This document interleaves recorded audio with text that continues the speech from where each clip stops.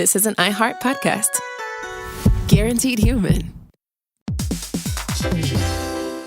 Every parent should know the car ride soundtrack. Are we there yet? How much longer? I'm bored. Well, if you're taking an extensive car ride anywhere and you've downloaded the Lingo Kids app prior to leaving the house, you may experience something strange, right, Chuck? That's right. You may experience silence from the back seat. Your kid may go an entire car ride without asking once if they were there yet. How about that? And by chance of miracle, they may even ask if you could drive longer. Yeah, that's the magic in Lingo Kids. Over 4,000 interactive games, songs, and shows, including their favorite Disney characters. It turns the longest drives into the easiest ones, and honestly, you won't understand why you didn't download it sooner. That's right. Lingo Kids is the #1 entertainment platform for young kids, and it's free to download. Or go Plus with the Lingo Kids subscription and unlock even more content your kids won't be able to get enough of. You can save up to 60% on the yearly plan. Just search Lingo Kids in the App Store or Google Play. Lingo Kids, everything kids love. Stuff at Sea is a 5-night, adults-only sailing trip that brings the Stuff podcast universe to life on board. This voyage is a culture-soaked escape where pink sand paradise meets curious minds. Sailing round trip from New York City to Bermuda on October 2nd to 7th, 2026, this voyage drops you straight into the iHeart Podcast Stuff universe. On top of the adults-only experience you already love, you'll get live podcast episode recordings, behind-the-scenes sessions, themed activations, and more unmissable onboard moments. Learn more at virginvoyages.com/stuff. Welcome to Stuff You Should Know from HowStuffWorks.com.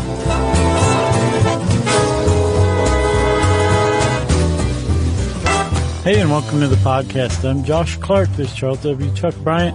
There's Jerry. So, Stuff You Should Know. This is it. Boy, that sounded like you're introducing the final episode. My voice. This is it. Feels like it's the final episode. You won't be able to talk anymore? No, I'm getting there. That's not true. You don't know that. How's it going? It's going pretty well, man. How about with you? I think both of us had a bit of a dark time researching this article. Why? Well, because, and we're going to get flack. That's a teaser. From Publicists, because what I learned is that publicists are professional liars. I would say that depends on the circumstance. Well, what do you mean? Well, you saying there are publicists who don't lie? No, I'm saying it depends on whether the publicist is going to the media or the media is coming to the publicist, depending on the circumstance. What I am saying is, no matter who you work for, if you are a publicist, then a percentage of your job will be lying. Right, okay. Depending on the circumstance. Yeah. So Billy Ray Like you Cyrus wouldn't lie about something good. Billy Ray Cyrus is like, I am going to donate a bunch of time and money to a local homeless shelter. Yeah, you don't have to lie about that. The publicist gets on the horn, starts letting everybody know, you guys should come cover this. Billy Ray Cyrus goes and does that, and everything's good. Then, on the way home, Billy Ray Cyrus decides to celebrate by drinking a bucket of tequila and runs his car into a whatever. Okay. The publicist then starts getting calls and says, he didn't drink a bucket of tequila. That wasn't even him. That's overstated. What really happened with this? So the circumstances depend on the whether the publicist is fibbing or not. Oh, yeah. I'm not saying that all publicists do is lie, but I'm saying if you work as a publicist, part of your job is to cover tracks and to lie. Gotcha. And you know, that don't hate the publicist, hate the system is what I say. Yeah, they're definitely a part of a larger system. Yeah, a larger system, which includes all of us who digest news. Yeah, especially say like entertainment news. Yeah. That kind of thing. There's two, from my understanding, there's two routes a person can take as a celebrity. You can either just go off and be a normal person. Mm-hmm. And depending on your level, you might have paparazzi following you or that kind of stuff. Sure. Once you get to a certain level, it doesn't matter what your decision is. Or you can hire a publicist and feed yourself right into that machine to get as much publicity and as much press as you possibly can. Yeah, well, I think any celebrity is going to have a publicist, but it's really a matter of your directive and your goal. Right. I think some of those people like to be like that, the old adage, there's no such thing as bad publicity. Yeah, I ran into that's more of a PR term where, like, so if you're into PR, you're probably representing a company or an organization or something like that. Yeah. A publicist is somebody who typically represents a single person, an artist, an author, a musician, something like that. That's really the only definition I could find for a publicist. And the goal of the publicist is to help maintain and promote the public image of that person that they represent. That's right. By having a good relationship with the media. Yes. That's where it starts. That's the publicist. And by the way, that no such thing as bad publicity, I tried to find the origin of that, and the closest thing I could find was P.T. Barnum. But I don't know if that's true. I don't think that's verified. Well, then say Mark Twain. Yeah, P.T. Barnum or Mark Twain. Everybody says, oh, it was a Mark Twain saying. And I don't think that's even true anyway. I think maybe that used to be true. What, that it was a Mark Twain saying? No, that no such thing as bad publicity. I think at one point that may have been sort of true. Yeah. But these days, there's clearly bad publicity. Sure. So you said the word flack earlier as a teaser. Apparently, to flack or a flack is a term originating from Gene Flack, early movie publicist. Yeah. In Hollywood. And that's with a CK. That's right. FLAK, to take flak, is named after a type of German gun in World War II, a German anti-aircraft gun. Two different things.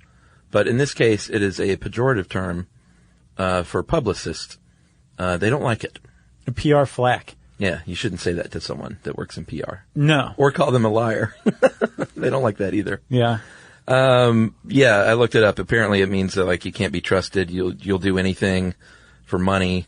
That's what a flack is to them. That's like one article I read said that's like calling a personal injury attorney an ambulance chaser. Yeah. It's just not a nice term. Gotcha. So there you have it. So a publicist, like you said, works for their client to get their good deeds out and to, if they don't have good deeds, to spin things to make it look like they do. Right. You know? Here, hold this baby lamb.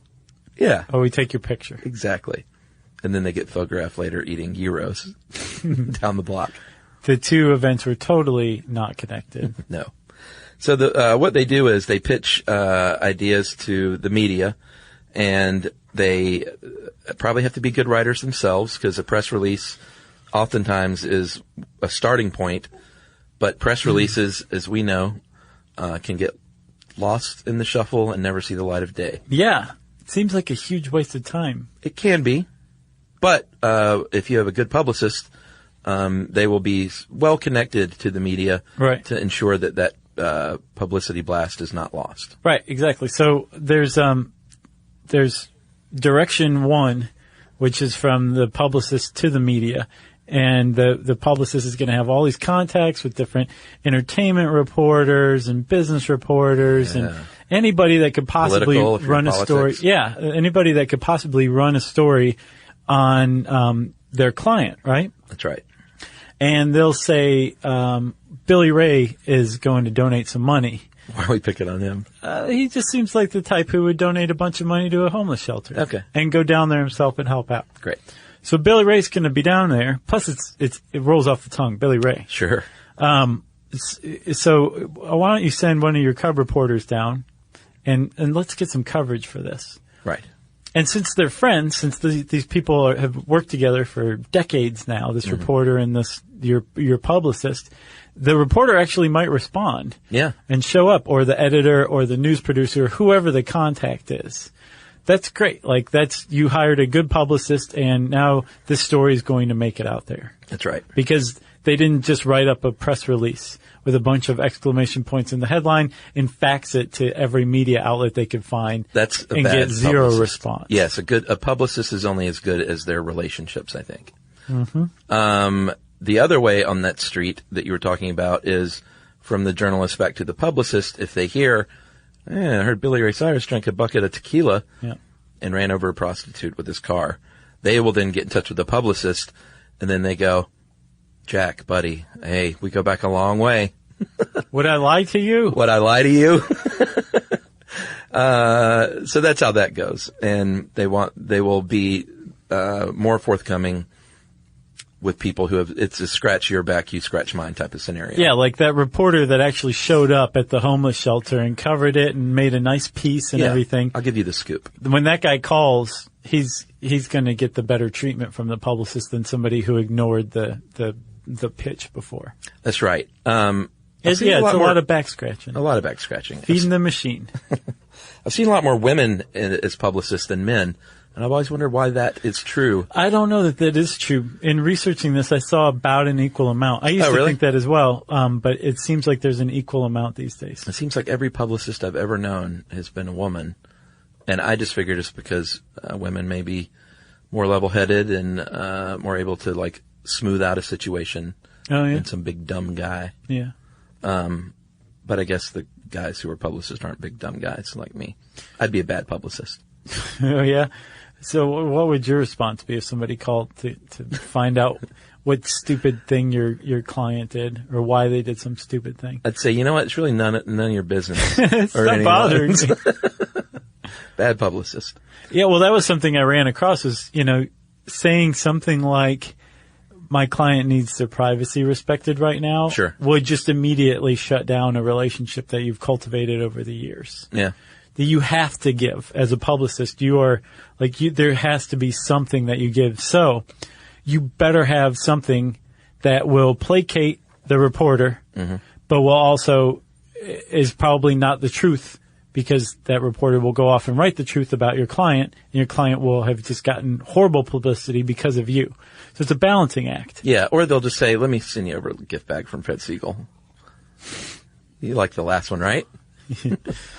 But publicists may also, and it depends, people that have a staff of people working for them, sometimes the lines are blurred on who does what, but a publicist can arrange interview requests and set all that stuff up. If you have like a book tour or you're a politician or you're a band with a new album coming out, they might arrange all those interviews, in which case they are prepping two things. They are prepping the interviewer, saying, you can't ask about the bucket of tequila. Right. If you want this interview, I'll give it to you, but this is off limits, all these things. And then, as we've learned, when we've had people work with us in publicity, they'll be prepping you on as the interviewee. Like, if they ask this is how you should probably deal with it. Don't answer that. Yeah. Bridge back to what you were saying before. And my favorite thing ever are videos where celebrities walk out of interviews because the interviewer has asked something they weren't supposed to ask. Yeah. Those are great. Yeah. I'll just sit around and watch those all day. Yeah, you could probably find a pretty good supercut of them. Yeah, probably so. All right, well, let's take a break, and when we come back, we will talk a little bit about the skills you need as a publicist.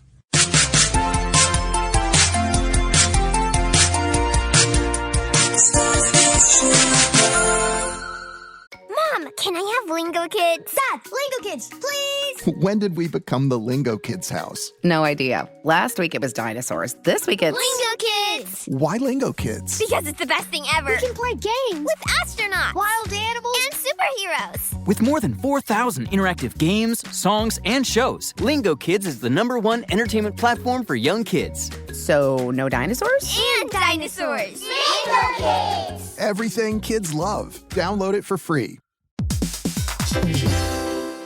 Hey, everybody. I want to talk to you a little bit about Tide Evo because it represents over 10 years of innovation and product development. Tide Evo is a first-of-its-kind technology where tens of thousands of minuscule fibers are spun together to form a 6 times powerful layer packed with scrubbers, brighteners, pre-treaters, and fresheners. And that's going to deliver a breakthrough clean that's so powerful it feels like magic. Yeah, it is kind of like magic. Tide Evo is revolutionary. A 100% concentrated, waterless laundry tile that's made of compressed microfiber soap layers rather than liquid or powder. And it's not like pods or sheets because it uses 6 layers of detergent fibers to deliver superior cold water cleaning without plastic packaging of any kind. And it provides a mess-free, lightweight solution that dissolves lickety-split. So whenever you run into a laundry challenge, turn to Tide Evo. It's revolutionary, it's magic. Try new Tide Evo. Real laundry magic.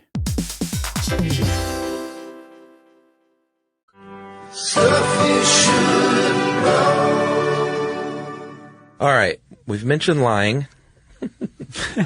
And, I joke, but for real, if you want to be a publicist, you better have a certain comfort level with stretching the truth and lying. Yeah. Because you're going to have to do that. If you're not comfortable with that, you shouldn't go into that line of work. Yeah. Is that safe to say? I think very. You need to be good with people and cultivate those relationships. You need to be a good writer. Well, not only do you have to be a good writer, you have to be a good journalist. And a lot of publicists have a background in journalism, because I kept running into this in this article and another article you sent. The number one rule of being a publicist is to think like a journalist.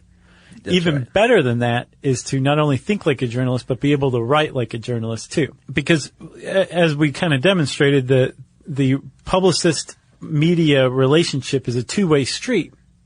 The publicist needs the media to publicize in a flattering manner their client. Sure. But the media needs the publicist because they've got deadlines and they need to come up with story ideas. And if something is brought to them, that's great. That's good. But that media professional has a reputation to protect. It can't be like, Billy Ray Cyrus got off of his couch and mailed a check for $500 to a local homeless shelter. Yeah, boring. Yeah, and it came in a press release in a fax machine. Yeah. That reporter is not going to have a very good reputation. But if a publicist comes to this reporter with a great headline, creative pitch, a good story that's tailored to that reporter and their beat, and even more than that, tailored to that reporter's audience, yes, there's a good likelihood that reporter will say, I'm listening. Right. And that's just music to a publicist's ears. Sure, just to be listened to. Yeah, that's when you throw it into fifth gear. You can't be afraid of rejection. You've got to be outgoing and you've got to take your licks, because a lot of your attempts are going to fail just by nature of the job. So you can't get your feelings all hurt. Yeah. You guess you could, but you don't want to show that, because then the journalist will be like, geez, Chuck's such a baby. You are going to be eaten alive. I didn't run the story, and he's complaining. Crying. A little wimp. I saw him choking up in the bathroom. While they may get a good laugh out of that, they probably won't want to work with you as much. Right. You got to be very patient, and you have to be very flexible, because if you're working for celebrities, it is a very tough job. That's another thing too. So you are, your hours are basically all hours. Whenever you're needed. Right. So not only does your publicist frequently also have to do other stuff, or people associated with the publicist have to do things like pick up things for the client. Yeah, like stuff dry an assistant would do. Stuff. Yeah. Sure. In addition to that, like the higher up you go on the food chain, which we'll talk about in a minute, the more that client feels A-okay with emailing you at 3 a.m. saying like, I need to be reassured about my celebrity status or whatever. Yeah. And the publicist needs to respond. You're basically on call all the time. Also, at 3 a.m, your client may have done something really horrifically stupid. Yes. And some paparazzi caught it, and now word's starting to spread, and you're fielding calls from reporters at 3 a.m. to get a statement on what your client did. Yeah. I mean, when Twitter came out, I remember thinking at the time, like, publicists aren't going to be around anymore because people are doing this themselves. Well, they've actually figured out ways to use Twitter to their benefit. Ways to use Twitter, but Twitter is also their biggest security blanket as well, because of Twitter, more and more celebrities are saying really stupid things that the publicist is then going to have to cover their tracks. Yeah, that's a good point. So they'll take down the tweet and then try and spin that, or just, the apology is always very funny to me. Like, the awkward. Well, it's never like, did you hear about Chris Carter, the NFL guy? He's a former NFL player, wide receiver. Sure. For the Vikings, right? Yeah. He is in hot water this week because he was hired by the NFL to come in and speak to the rookies. They often do that for guys that had been in trouble, to come in and say, don't do what I did. He's scared straight. Yeah, sort of. And he said in his talk to the rookie symposium, said something about, if you get caught with, da-da-da-da-da, he went, just make sure you have a fall guy on your team. Like the guy in the car that's like, it's my weed. Wow. Basically. And he got in big trouble for that. And his apology was like, that's not the kind of advice I would ever give young people. It's like, but that's the advice you exactly gave young people. Yeah. Like, how can you say that days later? It's just so obvious. It's a forced, insincere apology. So he either had a bad publicist or Yeah. didn't listen to his publicist. Because part of the publicist's job is when you're going to make the statement, the public apology or whatever. Sure. The reasoning behind it, the rationale, the wording of it, just the logic behind the apology. Yeah. Is probably going to be crafted by your publicist. At least they're going to help you with it. Yeah. At the very least, they're going to want to help you with it. Right. Because they're probably scared stupid that you're going to make it worse. Right. And it sounds like there's a lot of crisis management, and that is a part of it, but publicists also are just trying to cook up opportunities. I think that's way more the day-to-day. Yeah, for sure. Depending on the client, of course. Sure. But I remember our former boss, Connell, was in a band years ago, and I read online somewhere that his band went to Elton John's. Do you remember this story? No. Went to Elton John's house and spelled out their band name and fire on his tennis court. No, I hadn't heard to that. try and get on his label or something. That's a great way to do it. I know. And I went and asked him, I was like, dude, I can't believe you guys did that. And he went, we didn't do that. I was like, no. And he was like, no. Our publicist made that up. It was like nothing true about it. And he's like, no, they completely fabricated that story as a publicity stunt that never happened. Huh. Yeah, so why even go to the trouble of it when you can just release a story that says that you did that? Yeah, isn't that amazing? When something like that could so easily be fact-checked, like by calling Elton John. Well, that's the other thing. He's like, I don't have a who's tennis call court. Elton John, you know? Well, I don't know. So I'm curious. I wonder how many media stories are just totally fabricated. Matter of fact, you out there in podcast land, let us know. If you know a media story that was just totally fabricated that everybody takes as fact, right? We want to hear it. I love stuff like that. I do too. All right. We mentioned earlier that you might end up getting the laundry or dry cleaning as a publicist. If you're the publicist intern. Yeah, that's probably what's going to happen is you might get asked to go get the laundry and then you'll say, sure, I'll take care of that for you. And then you will go down the chain until you find the underling who is trying to be a publicist who still does things like that.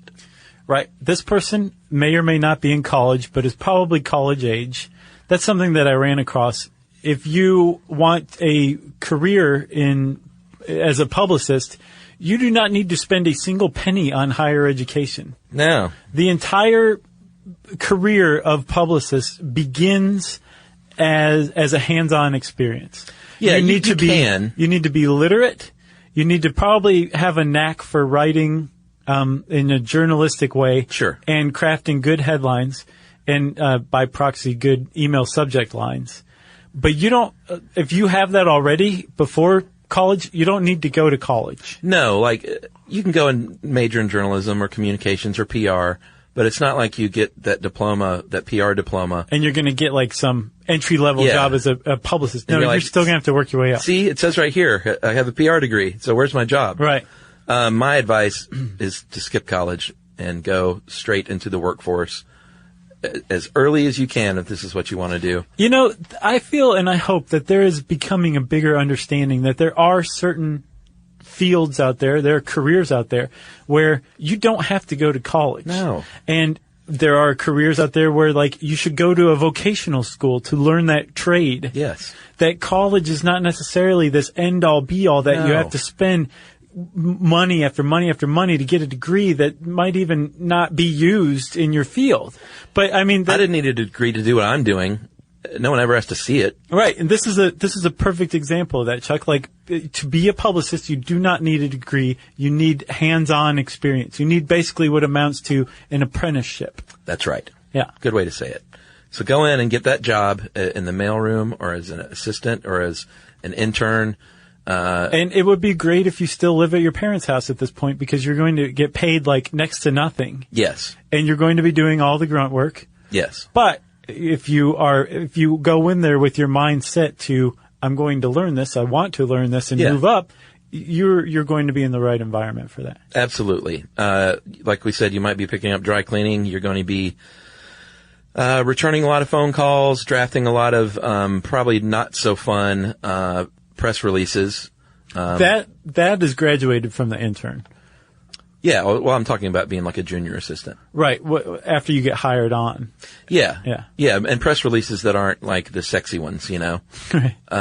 You're not going to be writing like the press releases for Billy Ray Cyrus, in other words. No. Those are sexy. You'll be writing them for his dog. Okay. You know? Sure. Freddie Cyrus? Freddie Cyrus, yeah. Okay. You are going to be handling your publicists that you work for, their schedule, their contacts. You're going to be putting together press kits and EPKs, electronic press kits, and blasting those out. Yep. Basically, all of the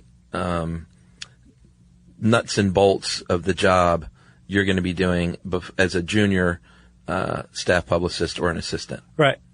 Not a bad gig if that's what you want to do. No. And if you stick to it and you're good at it, you're going to end up being a publicist. Right. Not only are you getting the experience you need on the job, you're also in a place where you're networking too. Because that is probably tied for first as far as like thinking like a journalist goes.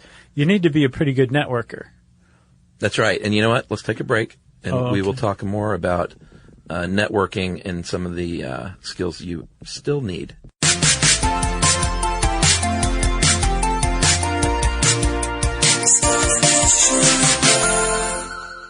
Mom, can I have Lingo Kids? Dad, Lingo Kids, please! When did we become the Lingo Kids house? No idea. Last week it was dinosaurs. This week it's... Lingo Kids! Why Lingo Kids? Because it's the best thing ever. We can play games With astronauts. wild animals, And superheroes. With more than 4,000 interactive games, songs, and shows, Lingo Kids is the #1 entertainment platform for young kids. So, no dinosaurs? And dinosaurs. Lingo Kids! Everything kids love. Download it for free. Hey everybody, I want to talk to you a little bit about Tide Evo because it represents over 10 years of innovation and product development. Tide Evo is a first-of-its-kind technology where tens of thousands of minuscule fibers are spun together to form a 6 times powerful layer packed with scrubbers, brighteners, pre-treaters, and fresheners. And that's going to deliver a breakthrough clean that's so powerful it feels like magic. Yeah, it is kind of like magic. Tide Evo is revolutionary. A 100% concentrated, waterless laundry tile that's made of compressed microfiber soap layers rather than liquid or powder. And it's not like pods or sheets because it uses 6 layers of detergent fibers to deliver superior cold water cleaning without plastic packaging of any kind. And it provides a mess-free, lightweight solution that dissolves lickety-split. So whenever you run into a laundry challenge, turn to Tide Evo. It's revolutionary. It's magic. Try new Tide Evo. Real laundry magic.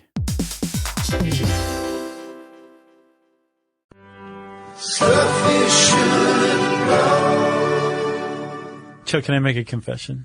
Yes. I'm possibly the worst networker on the planet. You didn't have to tell me that. I'm really bad at it. Yeah, it's not your bag. It isn't. Some people are good at networking. I'm pretty good at it. You're good at networking. Yeah, because I enjoy it.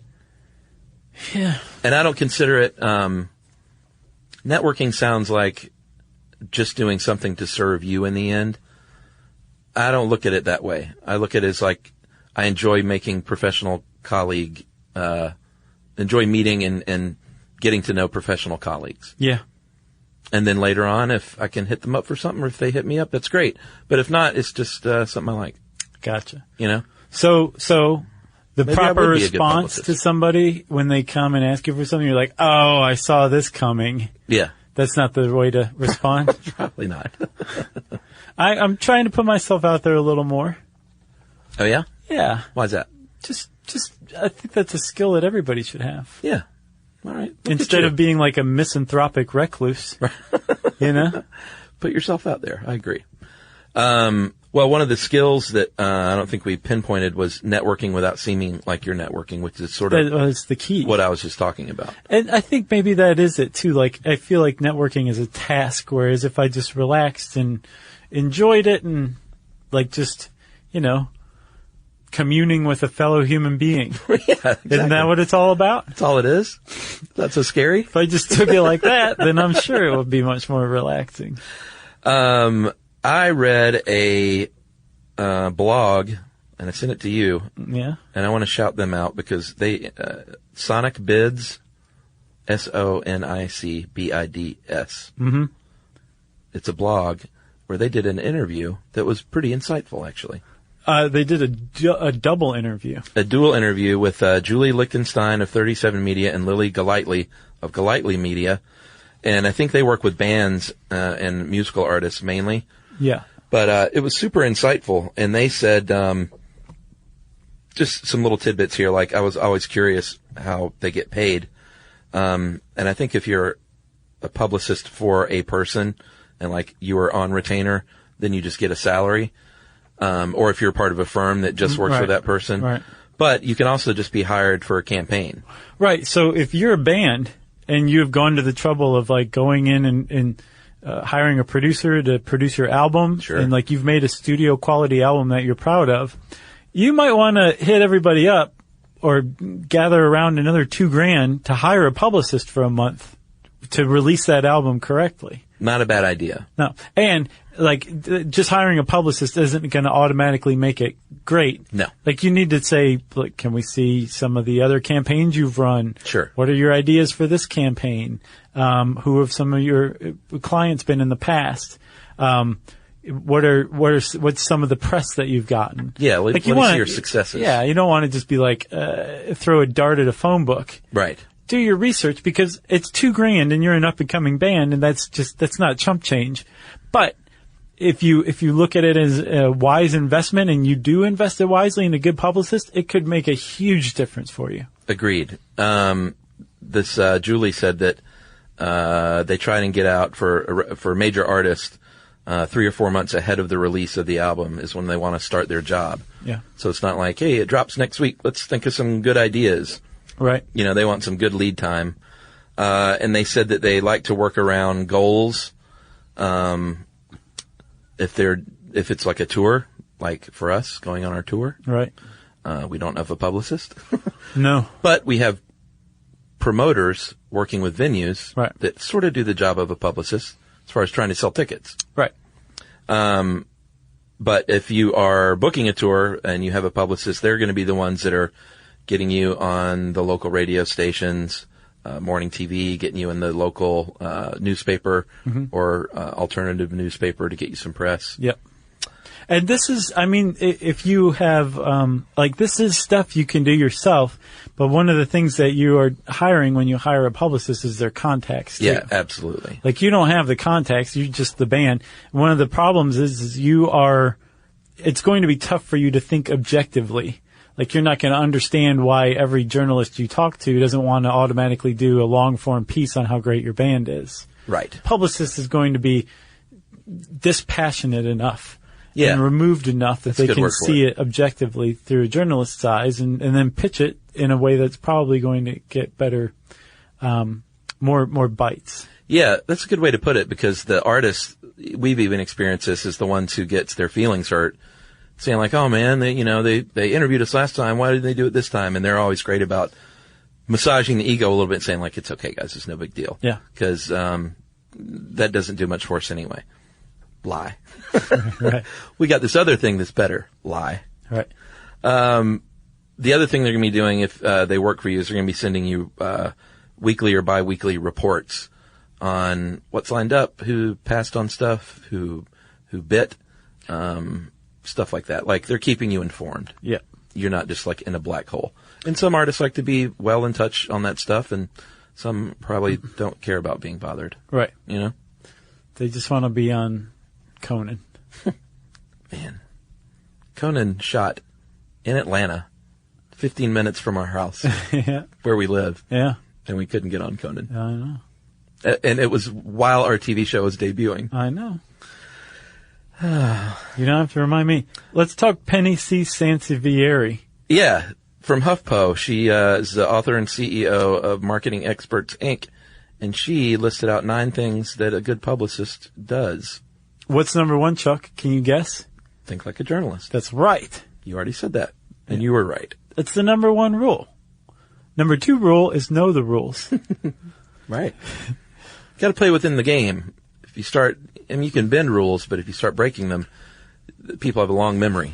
Well, if you go on and read, just type the phrase rules of pitching and publicity into your favorite search engine, and it will bring up, apparently, one of the things journalists like to do in their downtime is write lengthy blog posts mocking PR and publicists who don't follow the rules of pitching.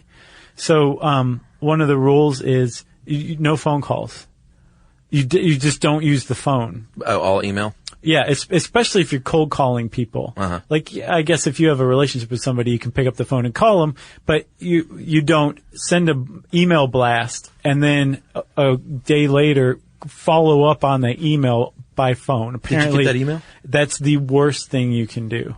Yeah, you don't want to bug people. No, and it's very easy to come off as like pestering a reporter as a publicist. I bet. So you need to know the rules, or your publicist needs to know the rules. Here's a good one that I didn't think about. Reading outside of your market. I'm sure it's pretty easy to just think New York and L.A., like, what else do I need to know about? Well, not even that. It's like if you're a band. Outside of your industry? Yeah. Yeah. And just start to think of, like, oh, well, we actually sing this song about the oil industry, and oil prices are going through the roof. So maybe the Today Show would want to talk to us about our song. Didn't think about that. I'd be a great publicist. Well, you'd be a great songwriter. I'm terrible at networking.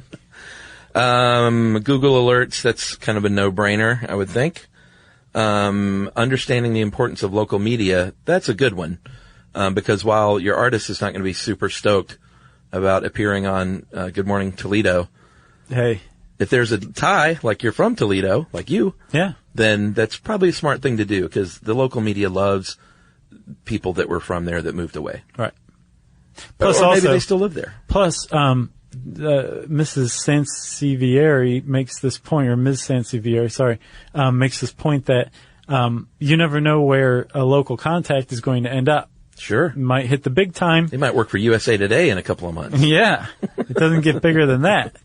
And if they hit the big time on their end and they have you as like a contact, it could help you out big time. That's right. And then earlier you mentioned something about subject lines for emails. I never really thought about this, but Penny says, can I call her Penny? You can. Are we on a first name basis? I call her Ms. Sansevieri. Okay. Well, she says that crafting a subject line is one of the most important things that you can do as a publicist. Yeah. And that they agonize over this. And it makes total sense with the glut of emails that people receive, especially journalists. You want to grab their attention. Otherwise, it's just going to be bye-bye time. Yeah. So, but you also have to know, redrafting, editing, tweaking. She says it's just like maddening how much you have to do that. Yeah, that would drive me crazy. Yeah, because it's the minutia, so much importance on the minutia. Yeah, but it's true, and you have to put a lot of thought into it, but you also probably can't come off as having put too much thought into it, or else it seems desperate, which will turn somebody off. Man, I'll bet publicists want to kill journalists and vice versa. Yeah. It sounds like a weird relationship for sure. Yeah. You know? And then also, did you look up media leads? No. So basically, there's services out there where journalists say, I need a quote on, I'm doing a piece on nuclear fusion, and I don't even know what that is. So I need a source. And then this service that the journalist calls puts out like a daily, or, maybe even more than once a day newsletter blast to PR people who pay for the service. And then they go through and say, oh, I've actually got a nuclear physicist on my payroll. And I'm going to connect him. We've been connected that way before. How? Who? When we had different PR firms working with us at times, they've gotten in touch and said so-and-so at SpaceX wants to know if you want to come on and talk about this. Or when we did that stuff on ABC about when the housing crisis hit. Yeah, because we're financial experts. Yeah, so stuff like that. Yeah, I guess it used to come across our desk every now and then. Well, there's subscription services that connect people through leads. From what I'm seeing is Twitter is now filling that void a lot, where you can just search Twitter for the hashtag HARO, help a reporter out. Yeah. The reporters, and then also I guess there's a lot of PR tastemakers out there. Sure. That are just super connected and will basically tweet a lead, and you don't have to pay $1,000 a month for that subscription service. You just follow certain people on Twitter, and as a PR person, you might have somebody that's a client that you connect. Yeah, that whole new job of being an aggregator, a curator. Yeah, like that. Yeah. Like people do that, and that's all they do.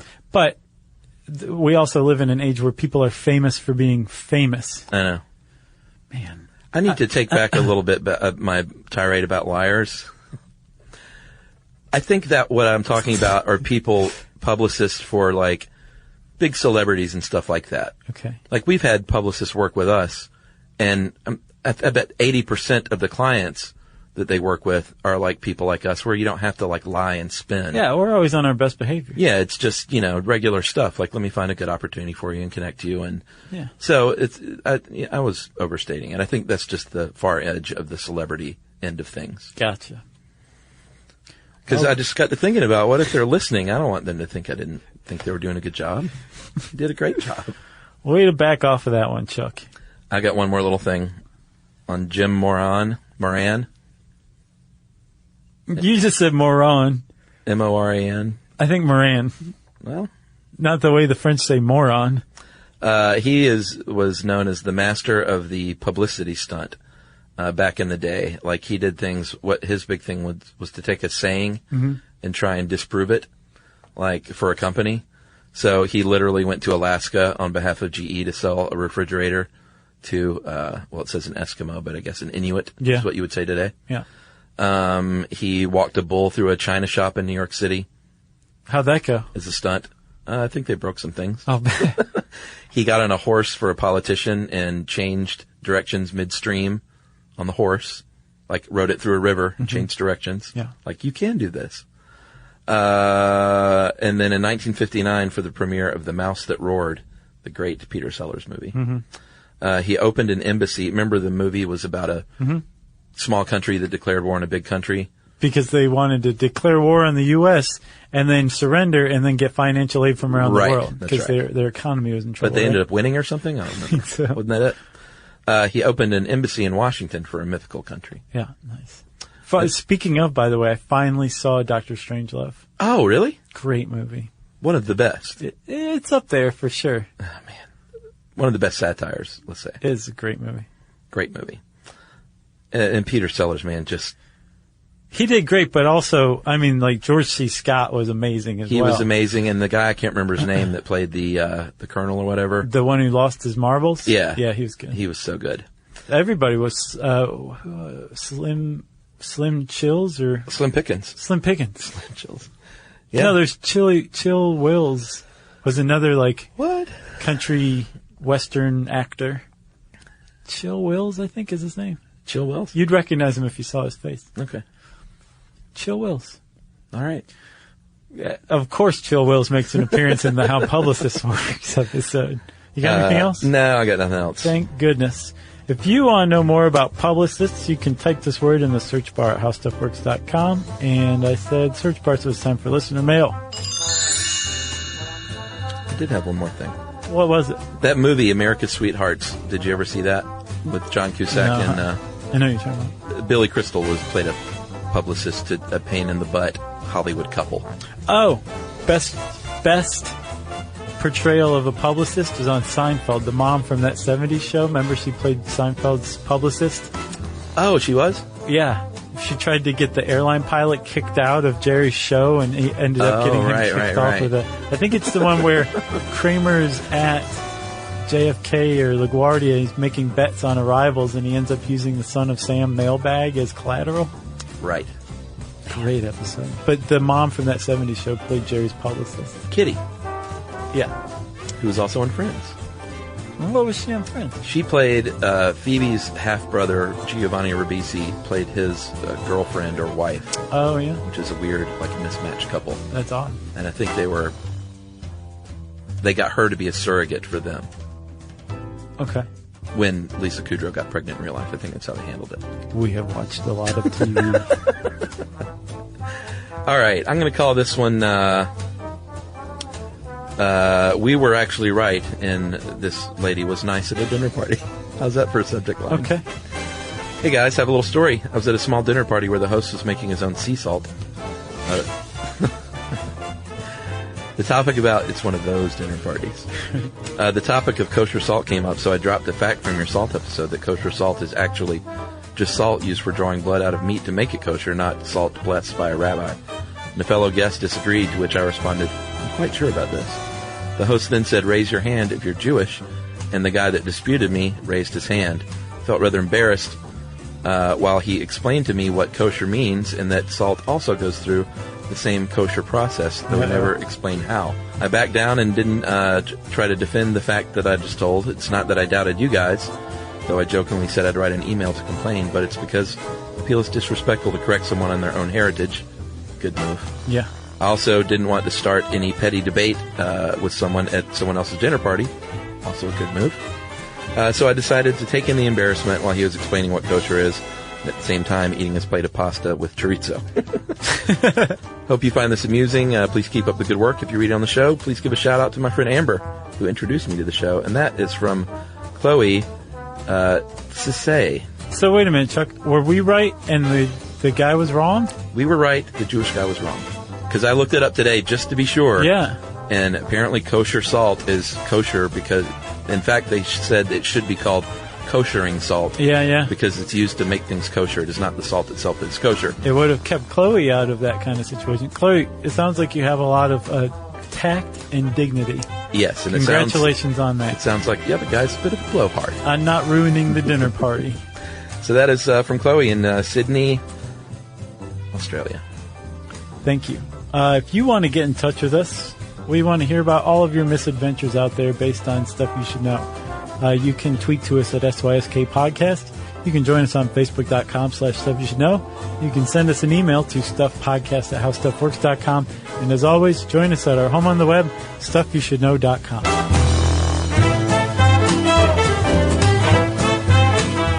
For more on this and thousands of other topics, visit howstuffworks.com.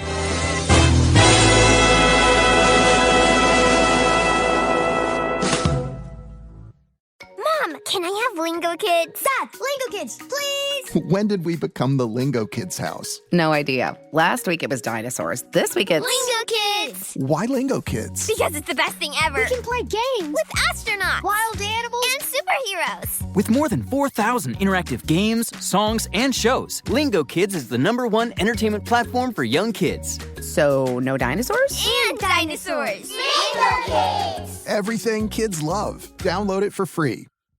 Introducing the all-new Mazda CX-5, featuring more connection. Hey Google, where's the nearest Pilates class? Safety that has your back. More discovery on the scenic routes. More passion in the details. And more control in changing weather. The all-new Mazda CX-5. More to move every side of you. See it in 5 films at MazdaUSA.com/5sides. Google is a trademark of Google LLC. Sequences shortened and simulated. This is an iHeart podcast. Guaranteed human.